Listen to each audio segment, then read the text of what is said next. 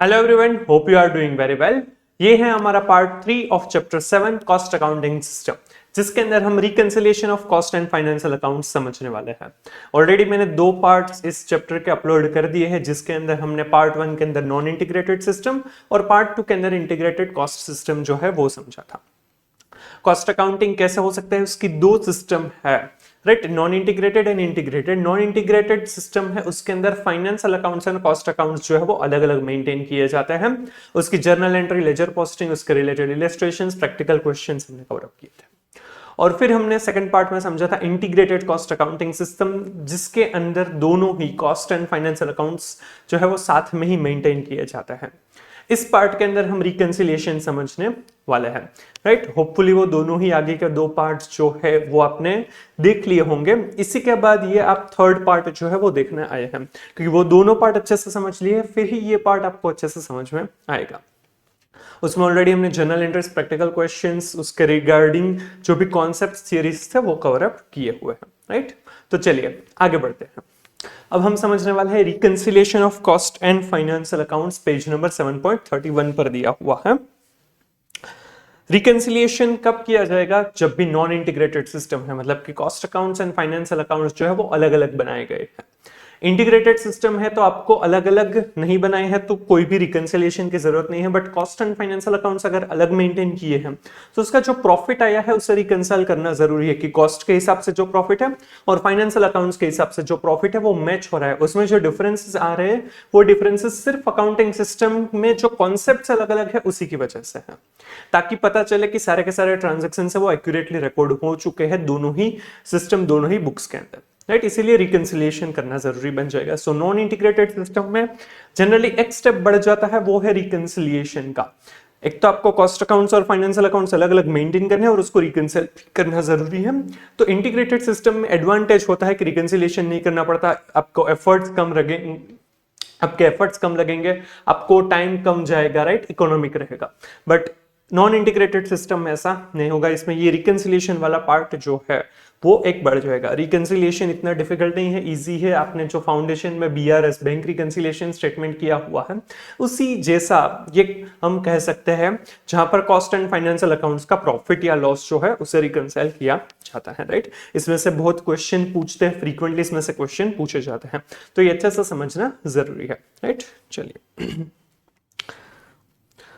when the cost and financial accounts are kept separately, it is imperative that this should be reconciled to make the cost accounts reliable. जब दोनों ही accounts अलग अलग maintain किए हैं तब cost accounts reliable बने, इसके लिए रिकंसिलिएशन जरूरी है। It is necessary for reconciliation of the two sets of accounts that sufficient details are available to locate the differences and the reasons for the same.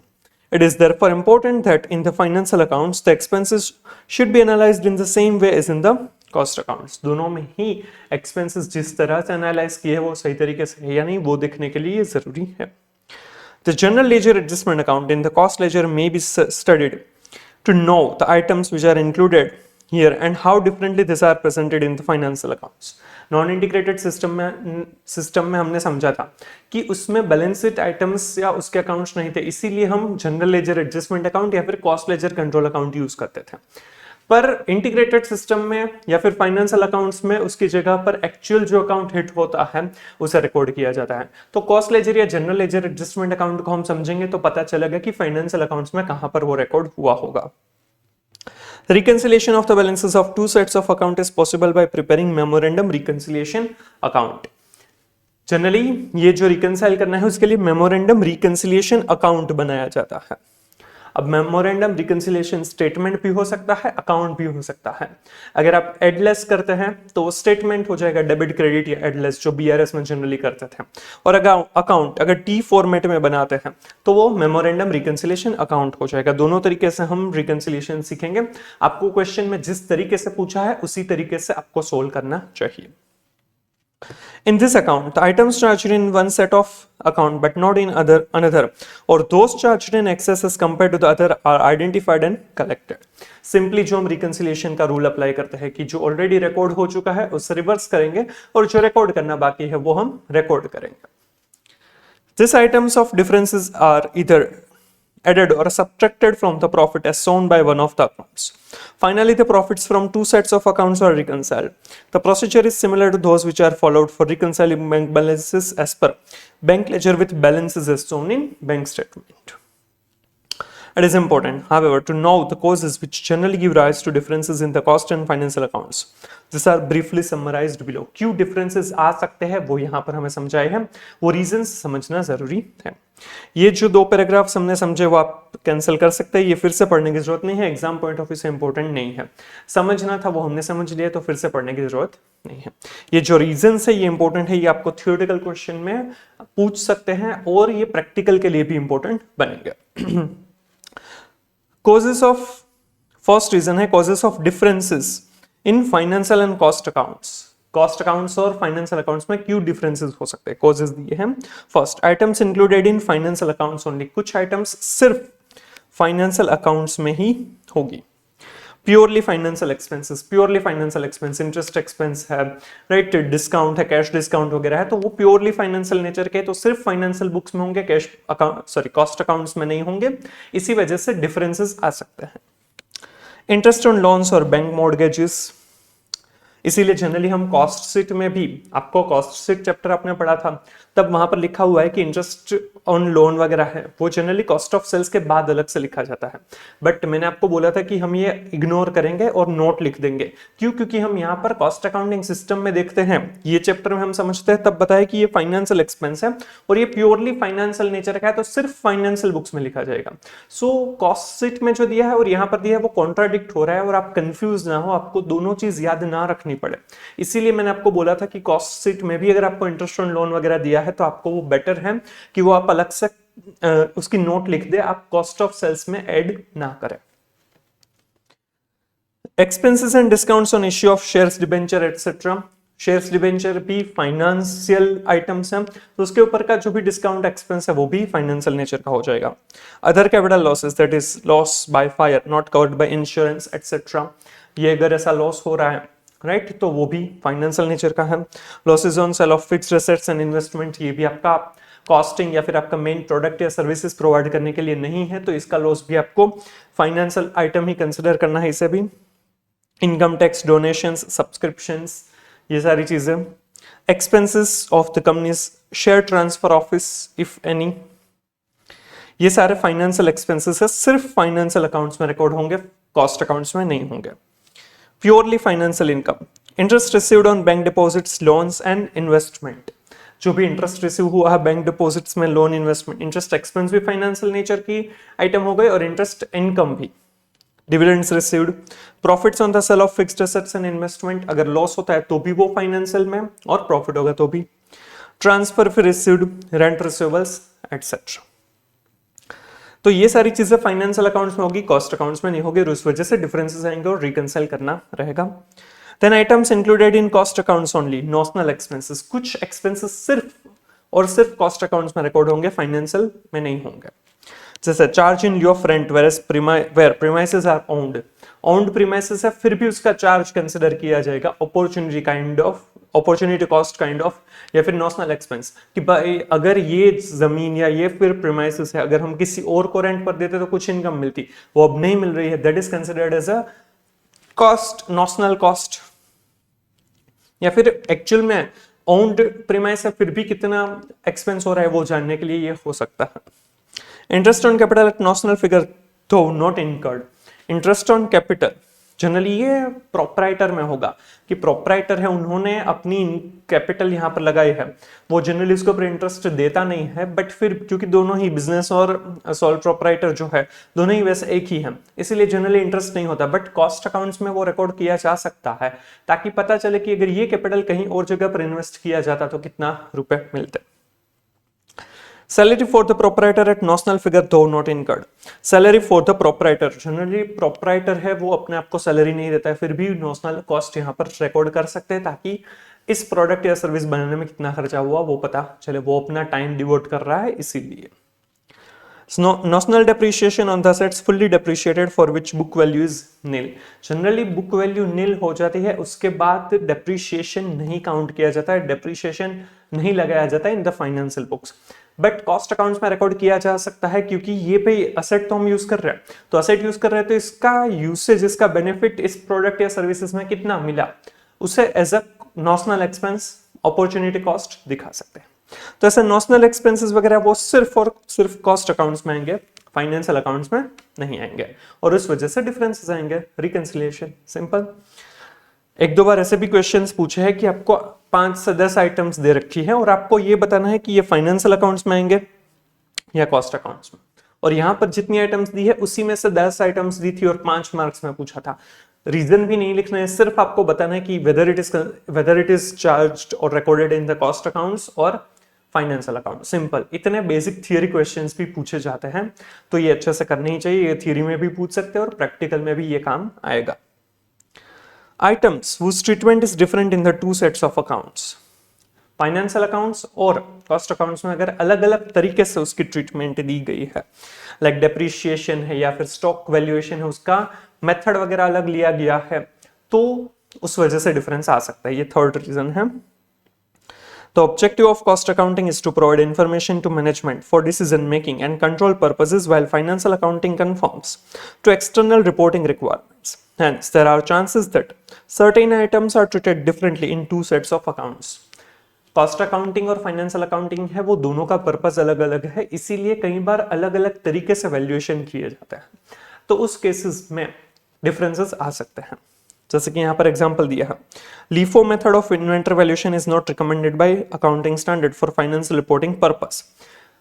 As के हिसाब से, end S के हिसाब से LIFO method of inventory valuation use नहीं कर सकते हैं, but this method may be adopted for cost accounting purpose if management feels it's suitable for making any decision.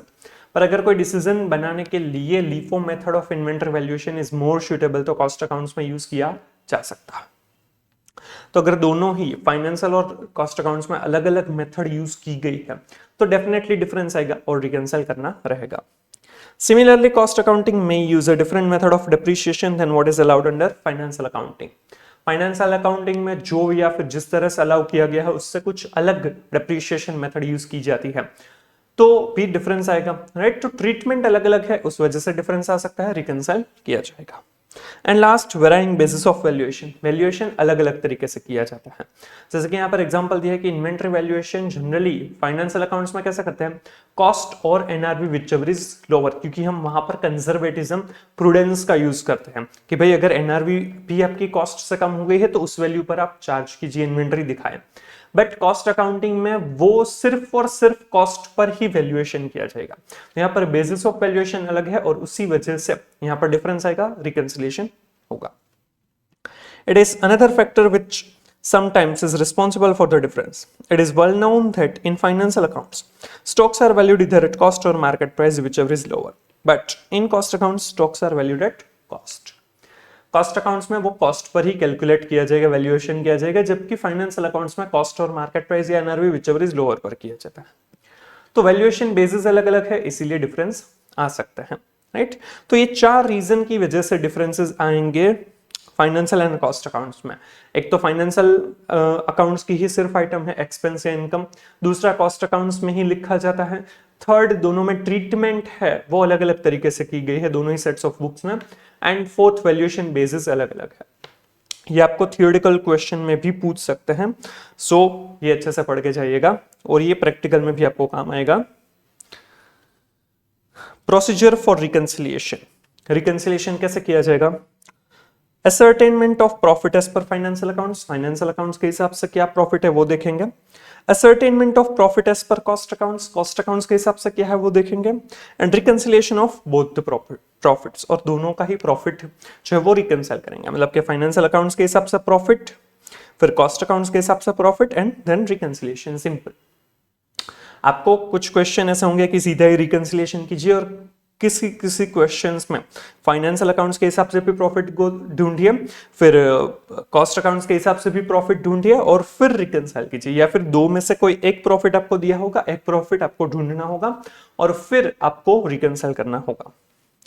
Circumstances where reconciliation statement can be avoided, कब avoid कर सकते हैं? अगर integrated cost accounting system है तो ये reconciliation हम avoid कर सकते हैं।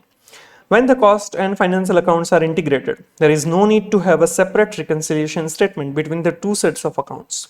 Integration means that the same set of accounts fulfill the requirement of both cost and financial accounts.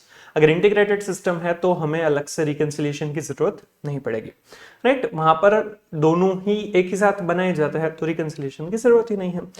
बहुत ही सिंपल है, राइट? बट ये क्वेश्चन थ्योरेटिकली पूछा भी हुआ है, एक या दो बार। ये मई 24 के बाद जो नया कोर्स आया उसमें भी ये क्वेश्चन पूछा हुआ है, राइट? तो ऐसे थ्योरेटिकल क्वेश्चन भी आपको पूछ सकते हैं, तो समझकर अच्छे से चाहिएगा, राइट? तो ये रिकंसिलिएशन के बारे में थियरी थी। अब इसके रिगार्डिंग क्वेश्चंस हम करते हैं। सबसे पहले प्रैक्टिकल क्वेश्चन 5 हम करेंगे, पेज नंबर 7.50 पर दिया हुआ है practical question 5। Messrs. HK Piano Company showed a net loss of rupees 4,16,000 as per their financial accounts for the year ended on 31st March. ये जो कंपनी है इनका 4,16,000 रुपीज का लॉस दिखा रहा है, net loss as per financial accounts. The cost accounts, however, disclosed a net loss of rupees 3,28,000. जबकि cost accounts के हिसाब से है नेट लॉस कितना, 3,28,000 for the same period. The following information were revealed as a result of the scrutiny of the figures of both the sets of books. और कुछ हमें यहाँ पर information दे रखी है कि भाई फैक्ट्री ओवरहेड्स अंडर रिकवर्ड है 6,000, एडमिनिस्ट्रेशन ओवरहेड ओवर रिकवर्ड है 4,000, depreciation charged as per financial accounts 120, depreciation recovered in cost 130, interest on investment not included in cost 20,000, income tax provided 120, transfer fees credit in financial books 2,000 and source adjustments credit in financial books 2,000।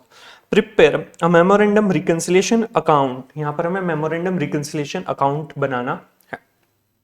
तो यहाँ पर हमें देखिए financial accounts के हिसाब से भी loss दिया है और कॉस्ट अकाउंट्स के हिसाब से भी लॉस दिया है, मतलब हमारे पास यहाँ पर क्वेश्चन और आंसर दोनों ही दिया है। सिंपल है, राइट? हमें 416 से 328 पर पहुंचना है या 328 से 416 पर पहुंचना है, इसलिए थोड़ा सा इजी है। आपको एग्जाम में भी ऐसा पूछेंगे वो जरूरी नहीं है, ठीक है? अब हम फाइनेंशियल अकाउंट्स के हिसाब से देखेंगे, वहां से हम अगर स्टार्ट करेंगे फाइनेंशियल अकाउंट्स के लॉस के हिसाब से, तो हमें कहां पर पहुंचना है, कॉस्ट अकाउंट के लॉस के हिसाब से। तो जो फाइनेंशियल अकाउंट में जो ऑलरेडी रिकॉर्ड किया है बट कॉस्ट अकाउंट में रिकॉर्ड नहीं किया है, फाइनेंशियल अकाउंट्स में रिकॉर्ड किया है बट कॉस्ट अकाउंट्स में रिकॉर्ड नहीं किया है, उसे रिकॉर्ड करेंगे या रिवर्स करेंगे? उसे रिवर्स करेंगे, क्योंकि ऑलरेडी फाइनेंशियल अकाउंट्स में रिकॉर्ड हो चुका है। और जो चीज फाइनेंशियल अकाउंट्स में रिकॉर्ड नहीं हुई है बट कॉस्ट अकाउंट्स में रिकॉर्ड की गई है, उसे जिस तरह से रिकॉर्ड करना चाहिए वैसे हम रिकॉर्ड करेंगे। और अगर कॉस्ट अकाउंट्स से हम स्टार्ट करेंगे तो कॉस्ट अकाउंट्स में जो ऑलरेडी रिकॉर्ड हो चुका है बट फाइनेंशियल अकाउंट्स में रिकॉर्ड नहीं हुआ है, उसे रिवर्स करेंगे। और जो चीज कॉस्ट अकाउंट्स में रिकॉर्ड नहीं हुई है, फाइनेंशियल अकाउंट्स में रिकॉर्ड हुई है, उसे जिस तरह से रिकॉर्ड होना चाहिए वैसे रिकॉर्ड करेंगे। वो सिंपल रूल लेकर ही हमें रिकंसिलिएशन करना है। यहाँ पर आपको मेमोरेंडम रिकंसिलिएशन अकाउंट बोला है, तो रिकंसिलिएशन अकाउंट है तो वो टी फॉर्मेट में डेबिट क्रेडिट वाली चीज होगी और उस तरीके से करेंगे। यहाँ पर हम दोनों में से कोई भी स्टार्टिंग पॉइंट लेकर हम ये क्वेश्चन सोल्व कर सकते हैं। यहां पर हम फाइनेंशियल अकाउंट्स के लॉस को लेकर पहले सोल्व करते हैं, तो ये मेमोरेंडम रिकंसिलिएशन अकाउंट हो जाएगा।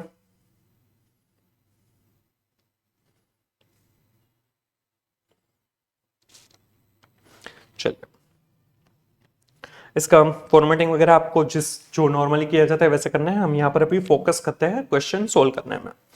तो फाइनेंशियल अकाउंट्स के हिसाब से लॉस दिया है 4,16,000। लॉस जो है उसकी बैलेंस कैसे होती है, डेबिट बैलेंस होती है। तो loss as per financial books 4,16,000, right? अब हमारा आंसर जो है वो 328 होगा, बट ठीक है, देखते हैं। जो चीज क्या ध्यान में रखना है कि फाइनेंशियल अकाउंट्स में रिकॉर्ड हुआ है बट कॉस्ट अकाउंट्स में रिकॉर्ड नहीं हुआ है, उसे रिवर्स करेंगे। जो होना चाहिए था, जो हुआ होगा उससे डेबिट हुआ होगा तो क्रेडिट करेंगे, क्रेडिट हुआ होगा तो डेबिट करेंगे। और जो चीज कॉस्ट अकाउंट्स में रिकॉर्ड हुई है बट फाइनेंशियल में रिकॉर्ड नहीं हो, उसे रिकॉर्ड करेंगे। तो फैक्ट्री ओवरहेड्स अंडर रिकवर्ड मतलब कि कम एब्जॉर्ब हुआ है। अंडर रिकवर्ड किस में होता है, कॉस्ट अकाउंट्स में होता है। जितना कॉस्ट अकाउंट्स में हमने पढ़ा हुआ है कि ओवरहेड्स है वो एब्जॉर्ब किए जाते हैं, क्योंकि एक्चुअल तो बहुत बाद में पता चलता है। वो कोई भी बजटेड रेट लेकर, एब्जॉर्प्शन रेट लेकर वो एब्जॉर्ब करते हैं। अब यहां पर अंडर रिकवर्ड है, अंडर रिकवर्ड है मतलब कि कॉस्ट अकाउंट्स में वो कम रिकॉर्ड हुआ है, फाइनेंशियल अकाउंट्स में ज्यादा रिकॉर्ड हुआ है। कितने से ज्यादा रिकॉर्ड हुआ है फाइनेंशियल अकाउंट में? 6000 से। तो इसका मतलब कि फाइनेंशियल अकाउंट्स में रिकॉर्ड हो चुका है, कॉस्ट अकाउंट्स में रिकॉर्ड नहीं हुआ है, तो इसे हमें रिवर्स करना होगा। फाइनेंशियल अकाउंट्स में रिकॉर्ड हो चुका है बट कॉस्ट अकाउंट्स में रिकॉर्ड नहीं हुआ है, कम रिकॉर्ड हुआ है, राइट, 6000 से। तो इसे हमें रिकॉर्ड, सॉरी, कॉस्ट अकाउंट्स में रिकॉर्ड नहीं हुआ है, इसीलिए फाइनेंशियल अकाउंट्स में हो चुका है, कॉस्ट अकाउंट्स में नहीं हुआ है, इसीलिए हमें इसे रिवर्स करना होगा। तो 6000 एक्सपेंस है फैक्ट्री ओवरहेड्स का, तो उसे रिवर्स करना है तो क्या करेंगे? क्रेडिट करेंगे, एक्सपेंस जो है उसे क्रेडिट करेंगे। फैक्ट्री ओवरहेड्स, यहां पर मैं शॉर्ट फॉर्म लिख रहा हूं, आपको एग्जाम में एडवाइजेबल है कि प्रॉपरली लिखें। और अंडर रिकवर्ड कितना है? 6000 रुपीज। फिर एडमिनिस्ट्रेशन ओवरहेड ओवर रिकवर्ड, मतलब कि कॉस्ट अकाउंट्स में ज्यादा रिकॉर्ड हो चुका है, ज्यादा रिकॉर्ड हो चुका है मतलब कि फाइनेंशियल अकाउंट्स में उतना रिकॉर्ड नहीं हुआ है, ये कम रिकॉर्ड हुआ है। तो फाइनेंशियल अकाउंट्स में हमें रिकॉर्ड करना चाहिए, रिकॉर्ड करना है, एक्सपेंस को रिकॉर्ड करना है, तो कहां पर रिकॉर्ड करेंगे? डेबिट साइड पर।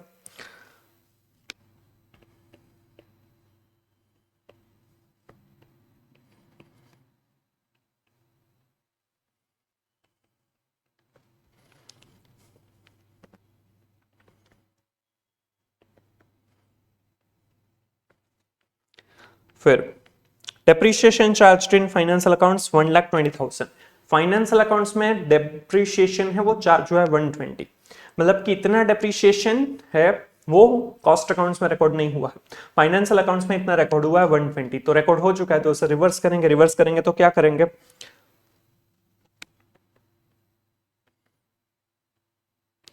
Depreciation as per financial book 1,20,000, reverse करना है तो क्रेडिट करेंगे। फिर दिया है depreciation record in cost 130, cost में 130 रिकॉर्ड हुआ है, मतलब कि कॉस्ट में रिकॉर्ड हुआ है, इतना फाइनेंशियल में रिकॉर्ड नहीं हुआ है तो उसे रिकॉर्ड करेंगे तो डेबिट हो जाएगा।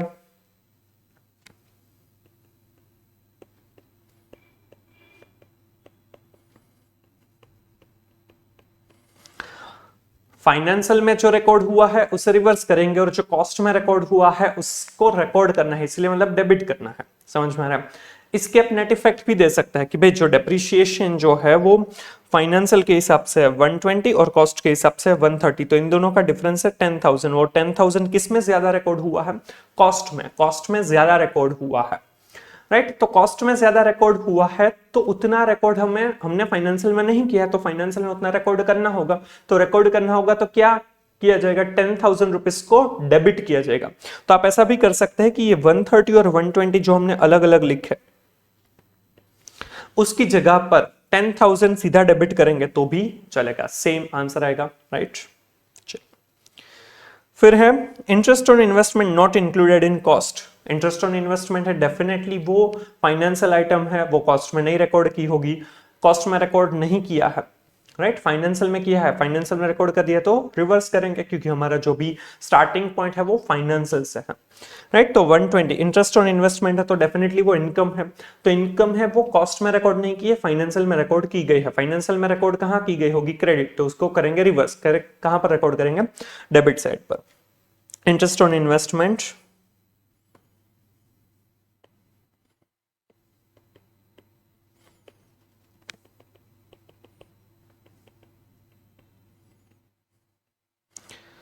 20,000। फिर है इनकम टैक्स प्रोवाइडेड 120, ये कहां पर किया होगा? फाइनेंशियल आइटम है तो फाइनेंशियल अकाउंट्स में कर दिया होगा, बट कॉस्ट में नहीं किया होगा तो रिवर्स करेंगे। फाइनेंशियल में कहां पर किया होगा? इनकम टैक्स से एक्सपेंस प्रोविजन होगा, राइट, तो यहां पर वैसे डेबिट होगा, डेबिट किया होगा तो इसे रिवर्स करेंगे तो क्या हो जाएगा? क्रेडिट।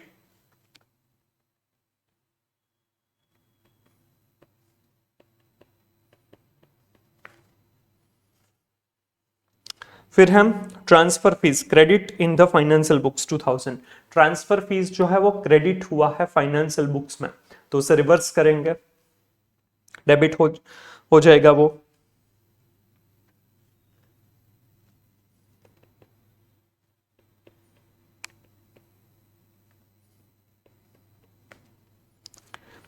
फिर है stores adjustments credit in the financial books 2000, stores adjustment है वो क्रेडिट हुआ है इन द फाइनेंशियल बुक्स, तो उसे भी हमें रिवर्स करना है तो डेबिट करेंगे।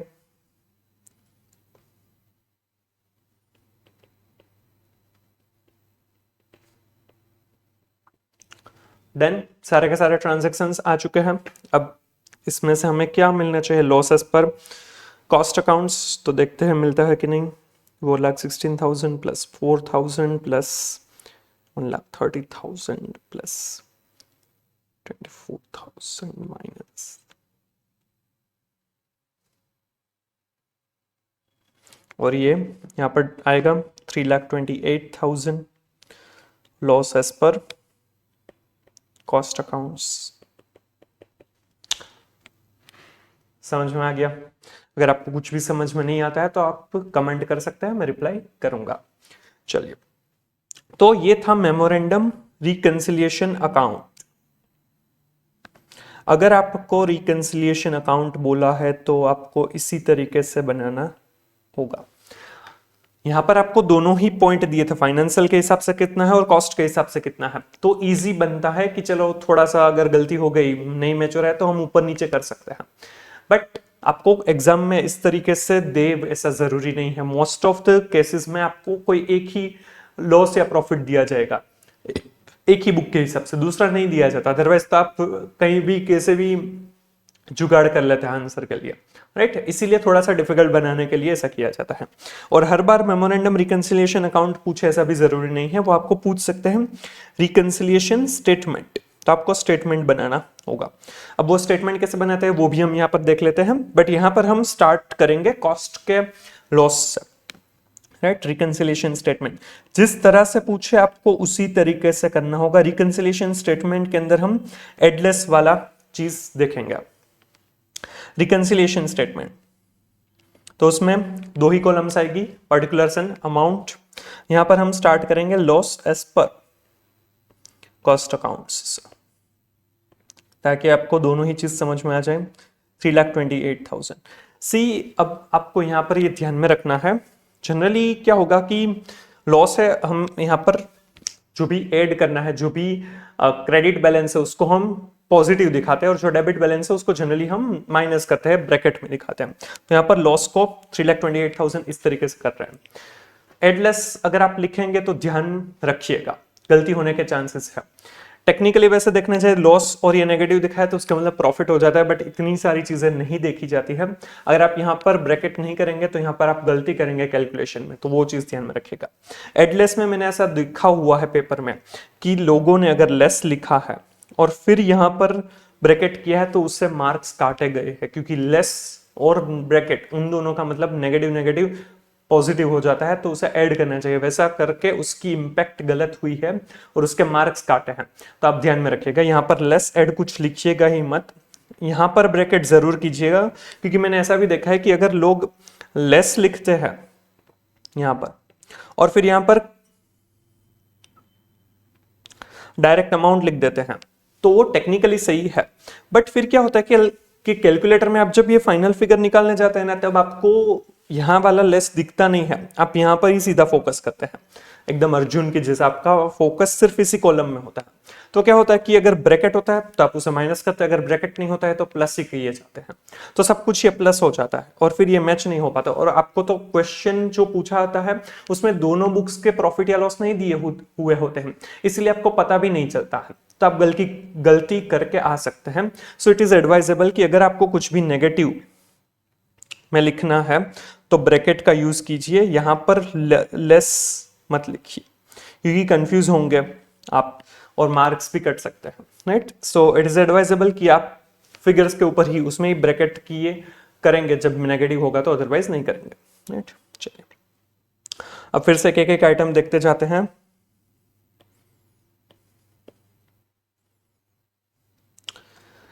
सो फैक्ट्री ओवरहेड्स अंडर रिकवर्ड 6,000, हम यहाँ पर कॉस्ट अकाउंट्स के पॉइंट ऑफ व्यू से देख रहे हैं, तो कॉस्ट अकाउंट्स के हिसाब से अंडर रिकवर्ड है, कॉस्ट में अंडर रिकवर्ड है, कम रिकॉर्ड किया है, मतलब कि रिकॉर्ड करना बाकी है तो रिकॉर्ड करेंगे, राइट? फाइनेंशियल अकाउंट्स में रिकॉर्ड हुआ है बट कॉस्ट अकाउंट्स में रिकॉर्ड नहीं हुआ है, तो रिकॉर्ड करेंगे। तो क्या होगा हमारा, हमें यहाँ पर प्रॉफिट के पॉइंट ऑफ व्यू से ही देखना है। सी हमने यहाँ पर लॉस लिखा है और उसे ब्रैकेट में लिखा है, मतलब कि प्रॉफिट होता तो पॉजिटिव होता। तो हमें क्या करना है, प्रॉफिट में से वो कम करना है या ज्यादा ऐड करना है? हमें कम करना है, प्रॉफिट को कम करना है।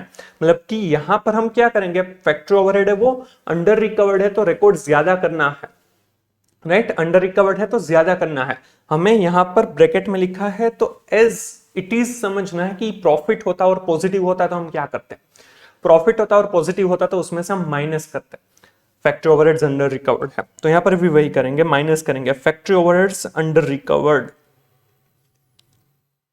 6000, उसे यहां पर माइनस में दिखाएंगे। एडलेस का बाइफर्केशन में नहीं कर रहा हूं, सारे के सारे ट्रांजैक्शन एज इट इज ही लिख दूंगा। ब्रैकेट या पॉजिटिव साइन से ही पता चलेगा कि वो माइनस हो रहा है या प्लस हो रहा है, ताकि आपका कैलसी पर जब आप फटाफट रिकंसिलिएशन का राइट फाइनेंशियल अकाउंट्स के हिसाब से प्रॉफिट लॉस ढूंढेंगे तो आपको आंसर सही मिलेगा, राइट? फिर है admin overheads over recovered 4000।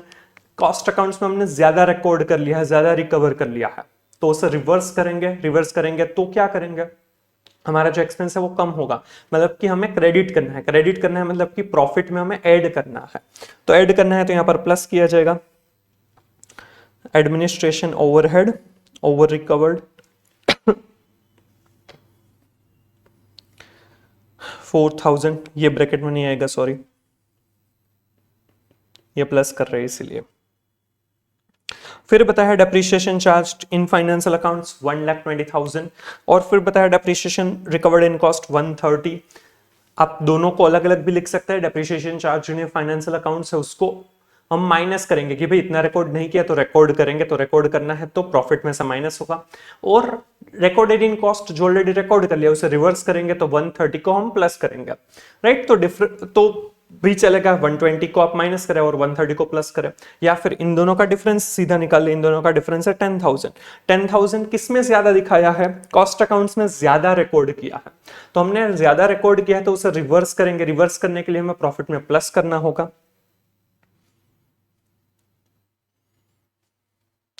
Depreciation ओवरचार्ज्ड in cost 10,000 वो ऐड किया जाएगा, राइट? आप दोनों तरीके से कर सकते हैं, दोनों ही तरीके सही है। फिर interest on investment not included in cost 20,000। Interest on investment है वो कॉस्ट में रिकॉर्ड नहीं किया तो रिकॉर्ड करो, ये प्रॉफिट में प्लस होगा, इनकम है इसीलिए, तो 20,000 से हम ऐड करेंगे।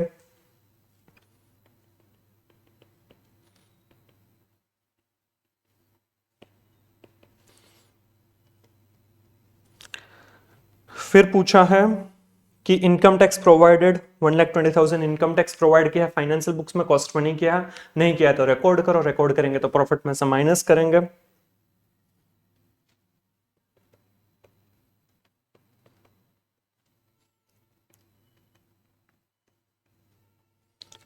फिर बोला है transfer fees credit in the financial books 2,000।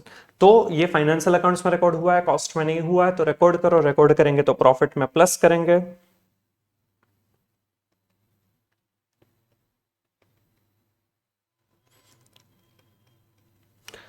और लास्ट है stores adjustments credit in financial books 2,000 record नहीं हुआ तो रिकॉर्ड करेंगे, क्रेडिट करेंगे, ऐड करेंगे।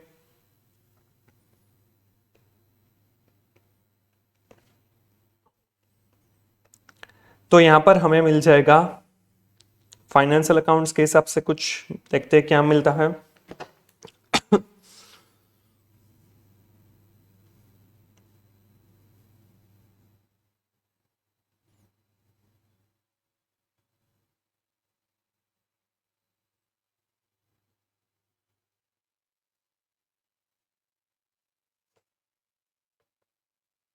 $4,16,000 इन नेगेटिव, जो हो गया लॉसेस पर फाइनेंशियल बुक्स। समझ में आ रहा है? चलिए, तो आपको रिकंसिलिएशन स्टेटमेंट पूछे तो इस तरीके से करेंगे, अकाउंट्स पूछे तो इस तरीके से करेंगे। सिंपल। जो भी आपको स्टार्टिंग पॉइंट दिया है, स्पेसिफिकली कई बार तो ऐसा भी करते हैं कि दोनों ही प्रॉफिट या लॉस देते थे और आपको बोलते हैं कि reconcile from considering financial books profit और लॉस या कॉस्ट अकाउंट्स प्रॉफिट और लॉस, तो आपको उसी तरीके से करना होगा। आपको पूछा है फाइनेंशियल बुक के हिसाब से कीजिए, वहां से स्टार्ट कीजिए, और आपने कॉस्ट अकाउंट्स के हिसाब से स्टार्ट किया तो आपको 0 मार्क्स दे सकते हैं, राइट, वो ध्यान में रखिएगा, आपको जिस तरह से पूछा है उसी तरीके से आंसर करना रहेगा। डन। चलिए अब हम इलस्ट्रेशन से इसके रिगार्डिंग वो कवर अप करते हैं। इलस्ट्रेशन 7 कौन सा है, 6 है।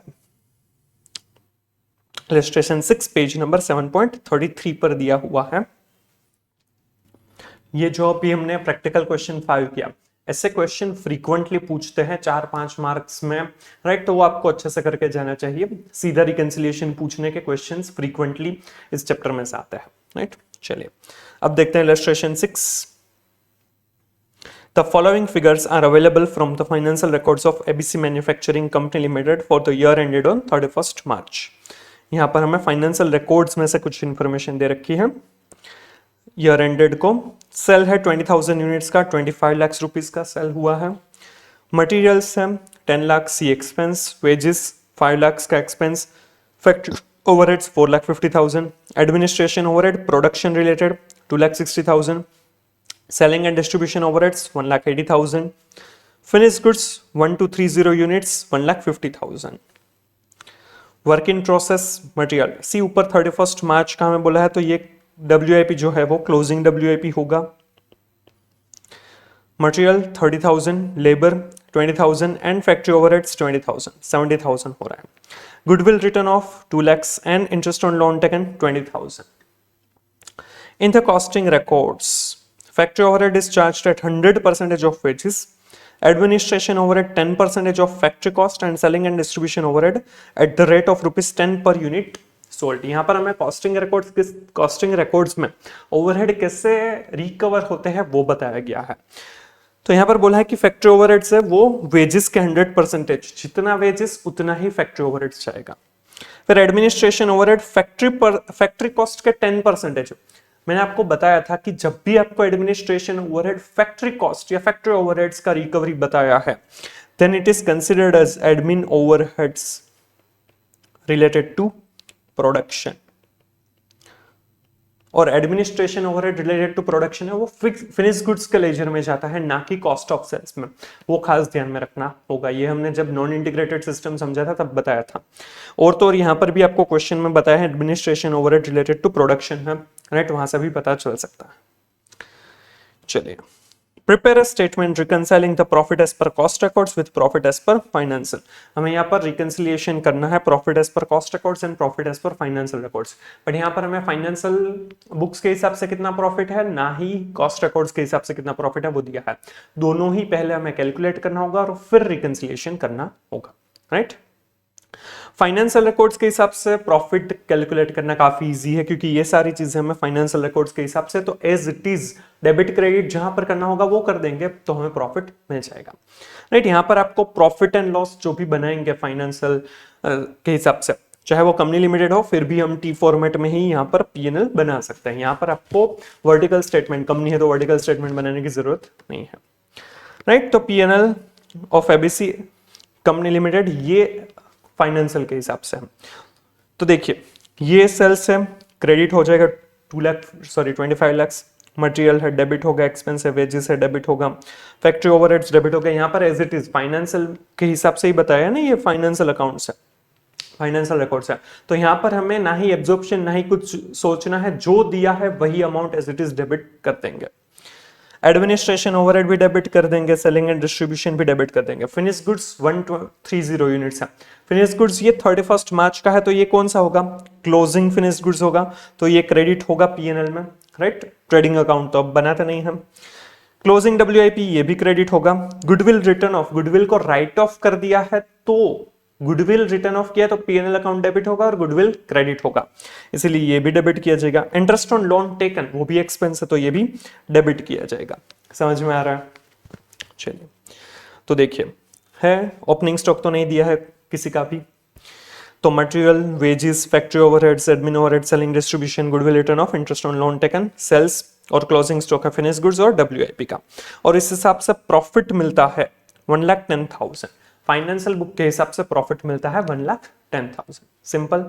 चलिए अब हम करेंगे कॉस्ट शीट। कॉस्ट शीट का यूज किया जाएगा ताकि हमें कॉस्ट रिकॉर्ड्स के हिसाब से प्रॉफिट या लॉस जो भी है वो मिल सके, राइट। इसीलिए कॉस्ट शीट आना आपको जरूरी है। जो नॉन इंटीग्रेटेड सिस्टम का पार्ट था उसमें मैंने कवर अप किया हुआ है कि किस तरह से कॉस्ट शीट को भी, उसका जो फॉर्मेट है वो भी हमने समझा है, याद किया था। बाकी चैप्टर 6 कॉस्ट शीट का भी वीडियो अपलोड कर दिया है, वो आप देख सकते हैं या फिर मॉड्यूल में से पढ़ सकते हैं। चलिए, तो कॉस्ट शीट में सबसे पहले मटेरियल आता है, राइट। रॉ मटेरियल का ओपनिंग स्टॉक नहीं दिया है। जनरली कैसा होता है, opening stock of raw material plus material purchased plus material related expenses minus closing stock of material.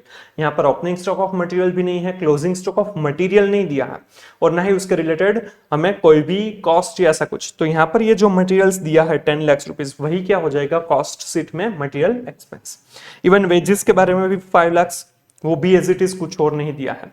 तो material plus wages, direct expense नहीं दिया है, तो वही क्या बन जाएगा prime cost 15 lakh rupees, right.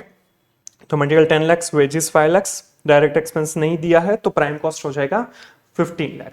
अब उसमें ऐड करेंगे फैक्ट्री ओवरहेड्स। पर हमें फैक्ट्री ओवरहेड्स के लिए क्या बोला गया है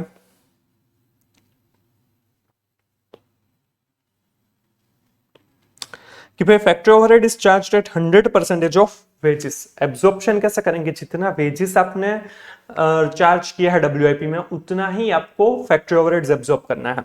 तो वेजेस हमने देखा कि भाई 5 लाख रुपए का है, तो फैक्ट्री ओवरहेड्स भी कितना एब्जॉर्ब होगा 5 लाख रुपए। तो प्राइम कॉस्ट उसमें factory overheads at 100% of wages हो जाएगा 5 लाख। तो 15 लाख प्लस 5 लाख जनरली 20 लाख, उससे हम क्या कहते हैं ग्रॉस फैक्ट्री कॉस्ट। समझ में आ रहा है। फिर ओपनिंग और क्लोजिंग डब्ल्यूआईपी का एडजस्टमेंट होता है। ओपनिंग डब्ल्यूआईपी नहीं दे रखी है बट क्लोजिंग डब्ल्यूआईपी दे रखी है 70,000। अब यहाँ पर फाइनेंशियल रिकॉर्ड्स के हिसाब से डब्ल्यूआईपी है 70,000, क्या यही कॉस्ट रिकॉर्ड्स के हिसाब से है? यस। हमें यहाँ पर कोई भी डिटेल्स नहीं दी है कि डब्ल्यूआईपी में जो क्लोजिंग डब्ल्यूआईपी है वो कॉस्ट रिकॉर्ड्स के हिसाब से कुछ अलग है। बट यहाँ पर एक इंपॉर्टेंट पॉइंट है, हमें बोला है कि factory overhead is charged at 100% of wages. तो यहां पर हमें डब्ल्यूआईपी में मटेरियल दिया है 30,000, लेबर दिया है 20,000 और फैक्ट्री ओवरहेड्स दिया है 20,000। सी एक अलग से कुछ नहीं दिया है क्लोजिंग डब्ल्यूआईपी के बारे में कॉस्ट रिकॉर्ड्स में, तो हमें 70,000 ही लेना पड़ता। बट यहां पर एक इंपॉर्टेंट पॉइंट ये है कि आपका जो वेजेस 20,000 है और फैक्ट्री ओवरहेड्स भी 20,000 है। और अगर डब्ल्यूआईपी में यहां पर फैक्ट्री ओवरहेड्स 20,000 की जगह पर अगर कुछ भी और दिया होता, 20,000 के अलावा कुछ भी और दिया होता, तो भी आपको कॉस्ट रिकॉर्ड्स के लिए डब्ल्यूआईपी में फैक्ट्री ओवरहेड्स 20,000 ही लेना रहता। क्यों? क्योंकि हमें यहां पर बोला है कि कॉस्ट रिकॉर्ड्स में फैक्ट्री ओवरहेड्स से वो 100% ऑफ वेजेस के हिसाब से चार्ज किया जाता है। यहां पर फॉर्चुनेटली कह सकते हैं, क्वेश्चन इजी कह सकते हैं, 30,000 मटेरियल और वेजेस 20,000, उसके बारे में तो हमें कुछ नहीं पता है, तो वो एज इट इज लेंगे। बट फैक्ट्री ओवरहेड्स को बोला है कि ये वेजेस जितना ही एब्जॉर्ब किया जाएगा। तो वेजेस यहाँ पर 20,000 और फैक्ट्री ओवरहेड्स पे 20,000 है, तो ये 70,000 का फिगर सही है as per cost records as well. But अगर यहाँ पर 20,000 की जगह पर अगर 25,000 दिया होता एज पर फाइनेंशियल रिकॉर्ड्स, तो हमें क्या करना होता, हमारे हिसाब से क्लोजिंग डब्ल्यूआईपी कितना होता 30 plus 20 plus 20 70,000। But financial records के हिसाब से 75,000 होता और वो रिकंसिलिएशन में दिखता। बट यहाँ पर ये नहीं दिया है और आपको पूछा भी नहीं है, बताया भी नहीं है, आपको सिर्फ ये लाइन दी है और यहाँ पर ये फिगर्स दिए हैं। इसीलिए उन्होंने डब्ल्यूआईपी का क्लासिफिकेशन दिया है। आपको भले ही यहाँ पर नहीं दिया है बट क्वेश्चन में ये फिगर चेंज करके दे सकते हैं, तो आपको ध्यान में रखना होगा, ये इंपॉर्टेंट पॉइंट है। ये लिख लीजिएगा अपने हिसाब से और ये पॉइंट टिक भी कर लीजिएगा, इसमें क्वेश्चन डिफिकल्ट कर सकते हैं। और ये एक फिगर चेंज हो जाएगा तो आंसर बहुत चेंज हो सकता है, रिकंसिलिएशन वगैरह मैच नहीं होंगे, कंफ्यूज हो सकते हैं, राइट। रिकंसिलिएशन में शायद आपको पता भी ना चले बट गलत होगा, क्योंकि आपका कॉस्ट के हिसाब से प्रॉफिट ही गलत आएगा। तो रिकंसाइल तो हो जाएगा बट वो गलत होगा। समझ में आ रहा है? चलिए, ये खास इंपॉर्टेंट पार्ट है। तो यहाँ पर क्लोजिंग डब्ल्यूआईपी जो है वो माइनस किया जाएगा, ओपनिंग डब्ल्यूआईपी ऐड किया जाता है ग्रॉस फैक्ट्री कॉस्ट में और क्लोजिंग डब्ल्यूआईपी माइनस किया जाता है। तो यहाँ पर 70,000 माइनस किया जाएगा। यहाँ पर उन्होंने लेस और यहाँ पर ब्रैकेट किया है, सही है, बट मैंने देखा हुआ है कि पेपर में मार्क्स काटे हैं, तो आप मत कीजिएगा, क्योंकि लेस और ब्रैकेट नेगेटिव, तो नेगेटिव नेगेटिव पॉजिटिव हो जाता है, जो टेक्निकली मैथमेटिकली देखने जाए तो गलत है। बट यहाँ पर उन्होंने किया, फिर भी हम आर्ग्यूमेंट नहीं कर पाएंगे अगर पेपर में मार्क्स काटे तो। इसीलिए अगर आपको ऐसा लगे तो यहाँ पर लेस लिखिएगा ही मत। सो फैक्ट्री कॉस्ट हो जाएगा 19,30,000, ये समझ में आ रहा है। अब यहाँ पर होगा administration overhead related to production add करेंगे। उसके अलावा क्वालिटी कंट्रोल कॉस्ट होता है, प्राइमरी पैकेजिंग होता है, R&D कॉस्ट होता है, admin overhead related to production, और कोई भी रिकवरी हो तो। बट यहाँ पर हमें सिर्फ दिया है administration overhead related to production, और वो भी कैसे पता चलता है, 10% ऑफ फैक्ट्री कॉस्ट है, इसीलिए उसी हिसाब से हमें एब्जॉर्ब करना है। एक्चुअल फाइनेंशियल रिकॉर्ड्स में क्या है वो नहीं देखना है। सो फैक्ट्री कॉस्ट है 19,30,000, तो उसका 10% एडमिनिस्ट्रेशन ओवरहेड होगा 1,93,000, तो ये हो जाएगा 21,23,000, और इसे कहेंगे कॉस्ट ऑफ प्रोडक्शन, यहां पर नहीं लिखा है।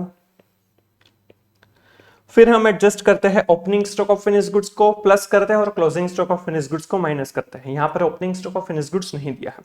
Closing stock of finish goods की वैल्यूएशन फाइनेंशियल रिकॉर्ड्स के हिसाब से दी है 150, बट वो हमारे हिसाब से अलग होगा। फिनिश गुड्स जो है उसका क्लोजिंग स्टॉक के रिलेटेड क्वेश्चंस हमने कॉस्ट शीट में भी किए हैं। वो किस तरह से मिलता है, cost of production, total cost of production divided by units produced, actual units produced, तो हमें मिलता है cost of production per unit, और उसको फिनिश गुड्स के यूनिट्स के साथ हमें मल्टीप्लाई करना होता है। राइट, यहां पर देखिए आपको दिया है कि भाई 20,000 यूनिट सेल किए हैं, और 1230 यूनिट्स है वो भी फिनिश गुड्स में है, क्लोजिंग स्टॉक है, ओपनिंग स्टॉक कुछ भी नहीं है। तो उन्होंने प्रोड्यूस कितना किया होगा, कैसे मिलता है प्रोडक्शन, कैसे कितना किया है, opening stock plus produced minus closing stock, उससे हम सॉरी गलत किया मैंने, प्रोडक्शन जो आपको सेल्स कैलकुलेट करना होता है तो वैसा करता है कि opening stock plus produced minus closing, but यहां पर हमें चाहिए प्रोड्यूस्ड कितना है, तो क्या करेंगे, ये क्लोजिंग स्टॉक चला जाएगा इस साइड तो प्लस हो जाएगा, और ओपनिंग भी इस साइड चला जाएगा तो वो माइनस हो जाएगा। तो प्रोडक्शन ढूंढने के लिए क्या होता है, sales plus closing stock minus opening stock. यहां पर सेल्स हमें बताया है 20,000 यूनिट्स प्लस क्लोजिंग स्टॉक बताया है 1230 यूनिट्स माइनस ओपनिंग स्टॉक 0 है, तो 20,000 प्लस 1230 मतलब हो जाएगा 21,230 यूनिट्स जो है वो एक्चुअल में प्रोड्यूस किए हैं।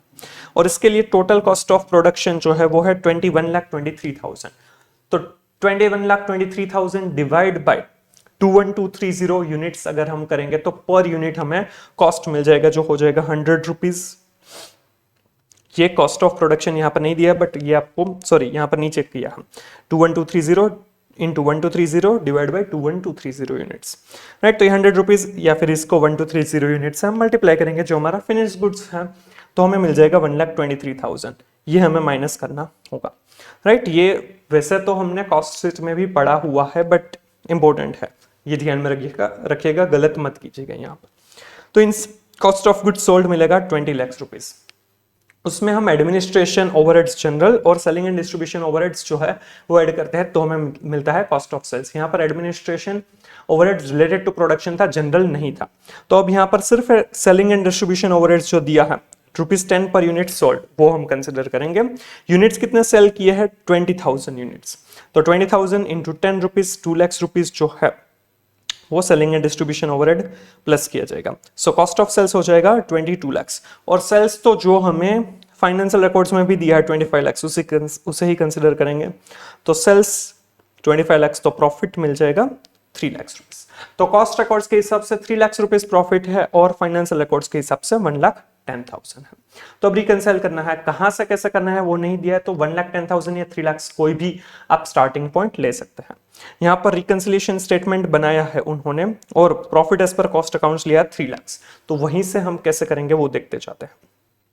इसके लिए आपको यहाँ पर कैसे करना होगा कि भाई दोनों में कहां पर डिफरेंस है उसे कंसिडर करना होगा। दोनों ही फाइनेंशियल और कॉस्ट रिकॉर्ड्स में कहां पर डिफरेंस है उसे देखना होगा। तो देखिए ओपनिंग स्टॉक तो है ही नहीं, मटेरियल है 10 lakh as per financial records, और कॉस्ट रिकॉर्ड्स के हिसाब से भी मटेरियल है वो 10 लाख ही है। और आप देखिए, आप जब भी ये चीज मैच करेंगे तो कोई एक ही पॉइंट आपका एक ही की सीक्वेंस में जाइएगा। जैसे हम यहाँ पर फाइनेंशियल रिकॉर्ड से उसकी सीक्वेंस में जा रहे हैं। वेजेस 5 लाख, इसमें भी वेजेस 5 लाख, यहां पर फैक्ट्री ओवरहेड से 4,50,000, यहां पर फैक्ट्री ओवरहेड से 5 लाख, तो डिफरेंस है। कॉस्ट रिकॉर्ड्स में 5 लाख और फाइनेंशियल रिकॉर्ड्स में 4,50,000, मतलब कि कॉस्ट रिकॉर्ड्स में ज्यादा रिकॉर्ड हुआ है। और हमारा यहाँ पर स्टार्टिंग पॉइंट भी क्या है, profit as per cost records, तो कॉस्ट रिकॉर्ड्स में ज्यादा रिकॉर्ड हुआ है तो उसे रिवर्स करेंगे। प्रॉफिट में हमें एक्सपेंस जो है वो कम करना है तो प्रॉफिट में ऐड किया जाएगा। प्रॉफिट में जो प्रॉफिट में से एक्सपेंस कम नहीं करना है, एक्सपेंस जो ज्यादा रिकॉर्ड किया है उससे कम करना है, तो प्रॉफिट में ऐड किया जाएगा। यहां पर हम रिकंसिलिएशन स्टेटमेंट बना रहे हैं इसीलिए ऐड करेंगे। अगर रिकंसिलिएशन अकाउंट होगा तो हम क्रेडिट करेंगे। तो यहां पर ये फैक्ट्री ओवरहेड्स ओवर एब्जॉर्ब्ड है 50,000, वो ऐड किया जाएगा, राइट। चलिए फिर क्या है, एडमिनिस्ट्रेशन ओवरहेड्स है फाइनेंशियल रिकॉर्ड्स के हिसाब से 260, और यहां पर एडमिनिस्ट्रेशन ओवरहेड्स है 1,93,000। मतलब कि कॉस्ट रिकॉर्ड्स में कम रिकॉर्ड हुआ है, under recorded, under recovered, under absorbed है, तो उससे हमें रिकॉर्ड करना होगा। रिकॉर्ड करना होगा तो डेबिट करना होगा या फिर प्रॉफिट में से माइनस करना होगा।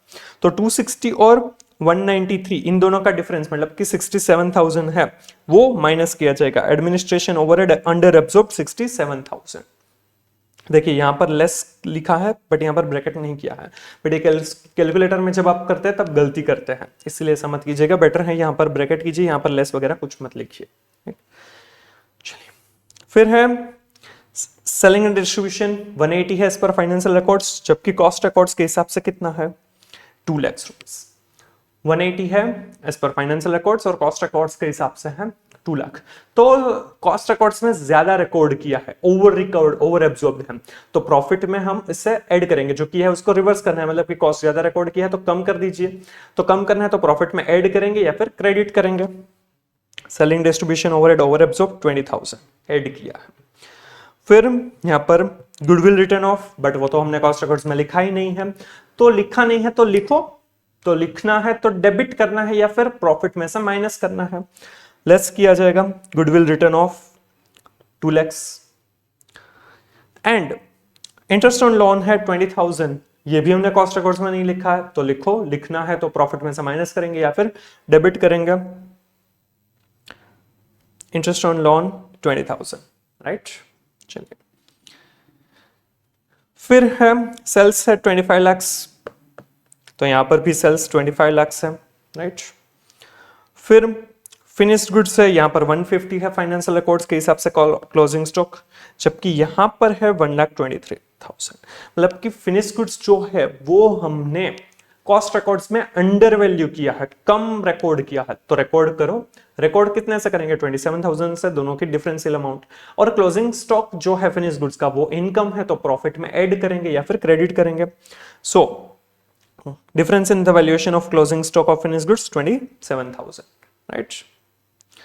फिर क्या है, WIP का क्लोजिंग स्टॉक दिया है 70,000, और वो हमने कॉस्ट रिकॉर्ड्स में एज इट इज ही रिकॉर्ड किया है, तो कोई भी डिफरेंस नहीं आएगा।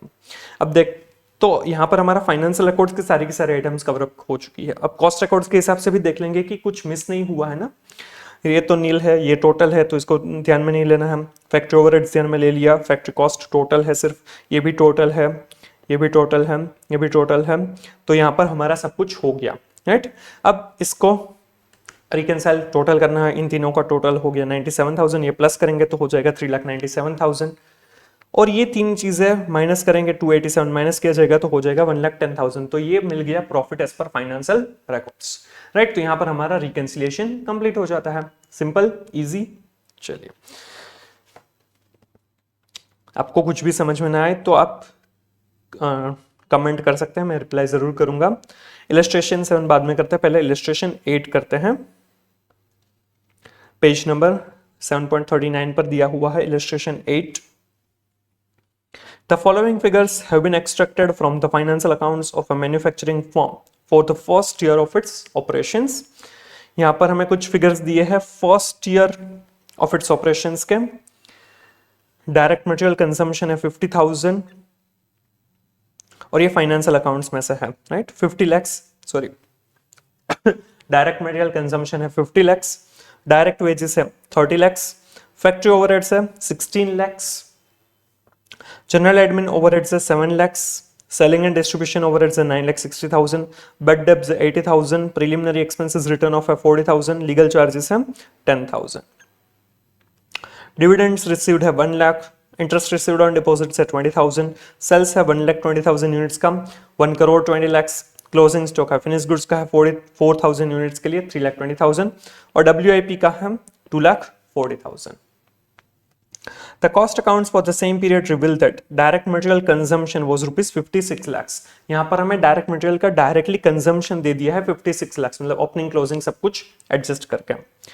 फैक्ट्री ओवरहेड इज ये कॉस्ट अकाउंट्स के हिसाब से। Factory overheads recovered at 20% on prime cost, prime cost का 20% रिकवर किया जाता है।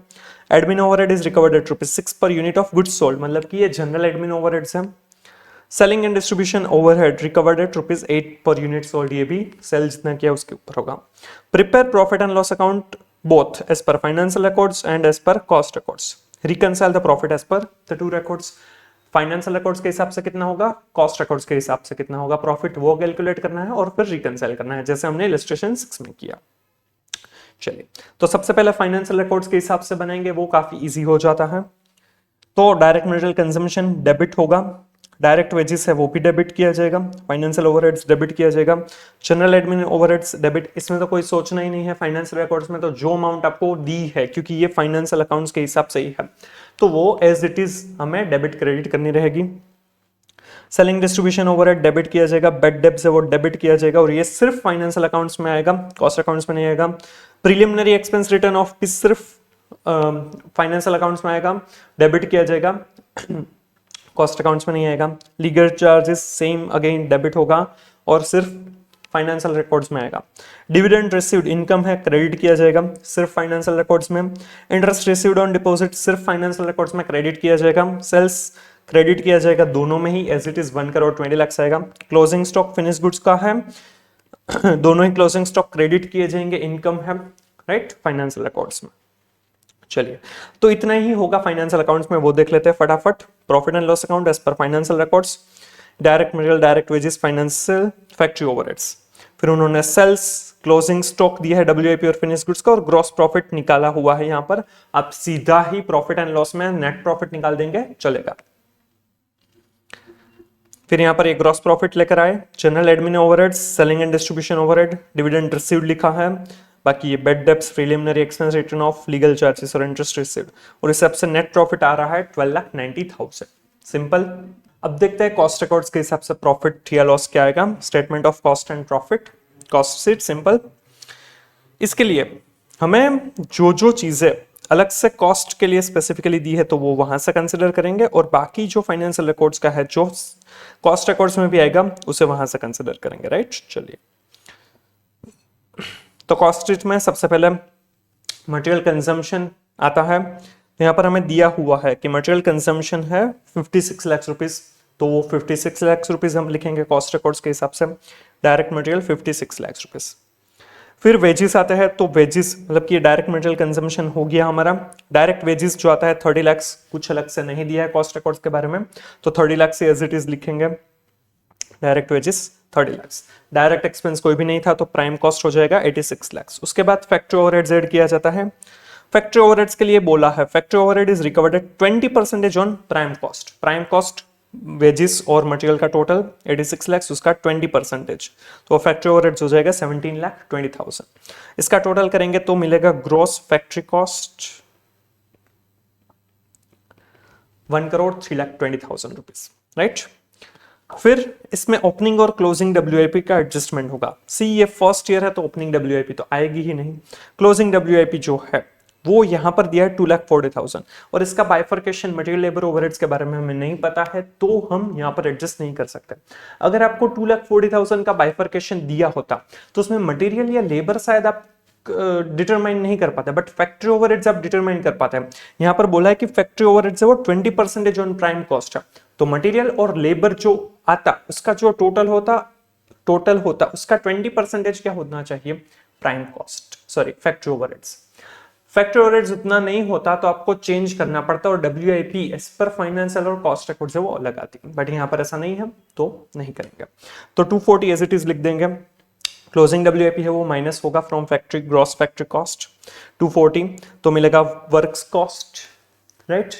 और उसके अंदर हम क्या ऐड करते हैं, ये होगा 1,80,000। उसके अंदर हम quality control cost, R&D cost, primary packaging cost, administration overhead related to production, या फिर रिकवरी होगी तो माइनस करेंगे, बट वो कुछ नहीं है, तो यही क्या बन जाएगा हमारा cost of production. Cost of production है राइट, उसमें से हमें ओपनिंग और closing stock of finish goods को एडजस्ट करना है। Opening stock of finish goods तो होगा नहीं, फर्स्ट ईयर है, और closing stock of finish goods जो है उसके यूनिट्स हमें दिए हुए हैं 4000 यूनिट्स, तो वो हमें कैलकुलेट करना होगा। क्लोजिंग स्टॉक के लिए क्या होगा, कॉस्ट ऑफ प्रोडक्शन जो आया, total cost of production divide by units produced.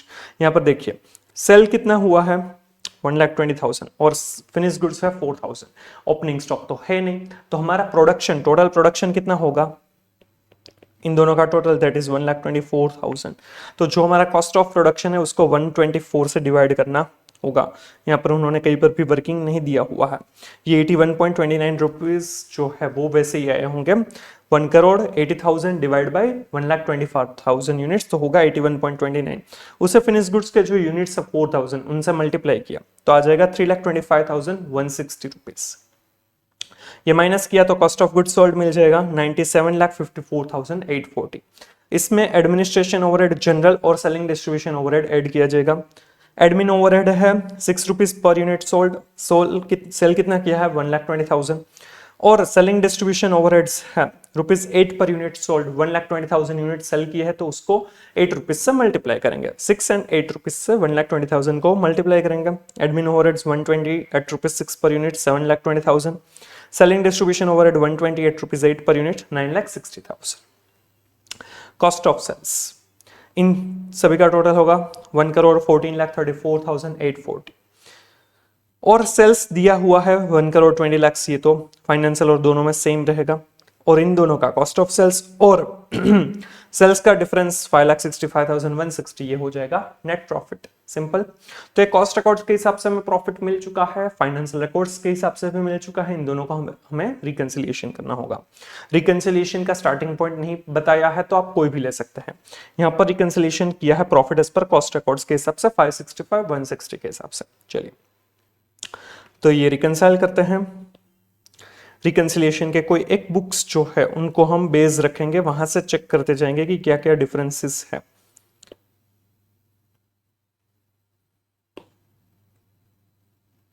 और बाकी ये जो कॉस्ट अकाउंट्स का प्रॉफिट ढूंढा, बट उसमें हम ये सारी चीजें बेड डेप्ट, primary, preliminary expense, return of, वो सारी चीजें नहीं लिखते हैं, वही हमारे रिकंसिलिएशन की आइटम होगी। राइट, चलिए तो फाइनेंशियल रिकॉर्ड्स को बेस रख के हम चलते हैं। कॉस्ट रिकॉर्ड्स प्रॉफिट है वो हमारा स्टार्टिंग पॉइंट है, वहां से हम रिकंसाइल करेंगे और फाइनेंशियल रिकॉर्ड्स के हिसाब से जो प्रॉफिट है वहां पर हम पहुंचेंगे। तो देखिए फाइनेंशियल रिकॉर्ड्स में डायरेक्ट मटेरियल है 50 लाख, जबकि कॉस्ट रिकॉर्ड्स में 56 लाख। तो डिफरेंस है यहाँ पर 6 लाख रुपीज है वो कॉस्ट रिकॉर्ड्स में ज्यादा रिकॉर्ड किए हैं। हमारा कॉस्ट रिकॉर्ड के हिसाब से हम प्रॉफिट लेकर चल रहे हैं, तो ऑलरेडी वो हमने बुक कर दिया है, तो उसे हम रिवर्स करेंगे तो क्रेडिट करेंगे या फिर प्रॉफिट में ऐड करेंगे। सो जो रॉ मटेरियल ज्यादा कंज्यूम दिखाया है, excess of material consumption 6 lakh, वो ऐड किया जाएगा।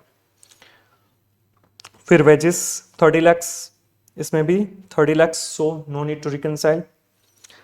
फिर है फैक्ट्री ओवरहेड 16 लाख से इसके हिसाब से, फाइनेंशियल के हिसाब से, जबकि कॉस्ट रिकॉर्ड्स के हिसाब से है 17,20,000, मतलब कि ज्यादा ओवर एब्जॉर्ब्ड है। तो ओवर एब्जॉर्ब्ड है तो उससे रिवर्स करना होगा। रिवर्स करने के लिए प्रॉफिट में से माइनस करेंगे, सॉरी प्रॉफिट में ऐड करेंगे, एक्सपेंस कम करना है। एक्सपेंस हुआ है एक्चुअल में 16 लाख, जबकि रिकॉर्ड किया है, एब्जॉर्ब किया है 17,20,000, तो 120 जो है वो ज्यादा रिकॉर्ड किया है, तो प्रॉफिट है उसमें ऐड करेंगे या फिर क्रेडिट करेंगे। Factory overheads over absorbed 1,20,000, simple. फिर ग्रॉस प्रॉफिट तो नहीं आएगा। सेल्स 1,20,00,000 है, यहाँ पर भी सेल्स जो है वो 1,20,00,000 है, no need to change, reconcile. Closing stock WIP financial records में 240 है, और यहाँ पर जो WIP है वो भी 240 है, so no need to reconcile. एक एक आइटम चेक करते जाएगा ताकि कोई भी गलती ना हो। फिनिश गुड्स 3,20,000 है एज पर फाइनेंशियल, और कॉस्टिंग के हिसाब से 325,160, मतलब कि यहाँ पर 3,20,000 और यहाँ पर 325,160, मतलब कि 5,160 से यहाँ पर ओवर वैल्यूड है। क्लोजिंग स्टॉक ज्यादा दिखाया है तो रिवर्स करो तो प्रॉफिट में से माइनस करो, क्योंकि ऐसा इनकम दिखाया होगा आपने, राइट। तो यहाँ पर ये 5,160 से ये माइनस किया जाएगा, less over valuation of stock and cost book 5,160। फिर यहाँ पर ये तो ग्रॉस प्रॉफिट ब्रॉट डाउन है, वो कंसिडर नहीं करेंगे। General admin as per financial records है 7 लाख, जबकि कॉस्ट रिकॉर्ड्स के हिसाब से है 7,20,000, मतलब कि आपने 20,000 से ओवर एब्सॉर्ब्ड है, ज्यादा दिखाया है, तो रिवर्स करो तो प्रॉफिट में हम ऐड करेंगे, एक्सपेंस कम करना है तो प्रॉफिट में ऐड करेंगे, क्रेडिट करेंगे। So admin overheads 20,000 rupees, right. फिर